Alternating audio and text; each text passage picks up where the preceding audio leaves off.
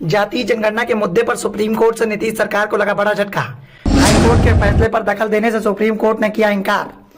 Supreme court ने नीतीश सरकार को लगाई कड़ी फटकार। जाति जनगणना के मुद्दे को उठाकर बीजेपी को घेरने की पुरजोर कवायद में नीतीश सरकार।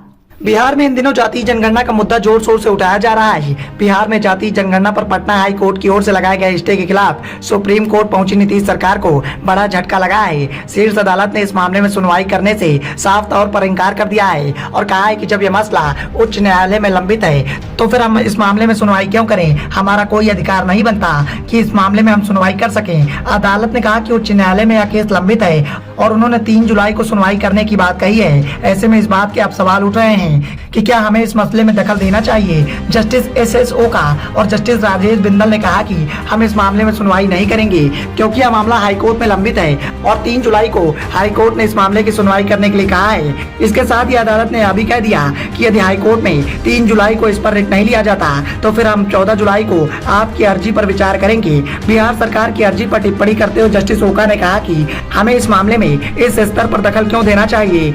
हाईकोर्ट में यह मामला लंबित चल रहा है। हाईकोर्ट ने प्रथम दृष्टया कुछ बातें कही हैं। हम यह नहीं कह रहे हैं कि हाईकोर्ट की बात से सहमत हैं या फिर हमें दखल देना चाहिए। हम सिर्फ इतना कह रहे हैं कि आज इस मामले में सुनवाई करना कठिन होगा क्योंकि अभी यह मामला लंबित है। हम यह भी नहीं कहते हैं कि हम इस केस की सुनवाई नहीं करेंगे।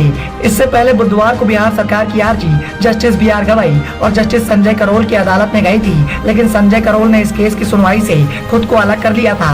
उनका वक्तव्य था कि जब वह पटना हाई कोर्ट के चीफ जस्टिस थे तब उन्होंने इस मामले में पहले भी सुनवाई की थी, इसीलिए बार बार उनका इस मामले में इन्वॉल्व होना उचित नहीं है और शायद यही कारण है जिसकी वजह से उन्होंने इस मामले से खुद को अलग कर दिया। शीर्ष अदालत में बिहार सरकार के वकील श्याम दीवान ने कहा कि बिहार सरकार ने पहले ही अपने संसाधनों को लेकर जाति जनगणना का मुद्दा शुरू कर दिया है और अगर अब इस पर स्टे लगाया गया तो यह बहुत ही बुरा होगा। उन्होंने कहा कि यह सर्वे बेहद जरूरी है ताकि राज्य की ओर से जन कल्याण नीतियां तैयार की जा सके।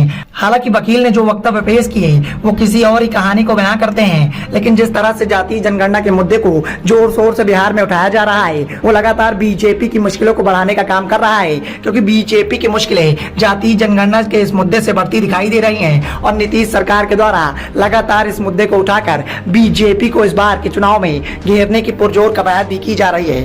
Bureau report the noise.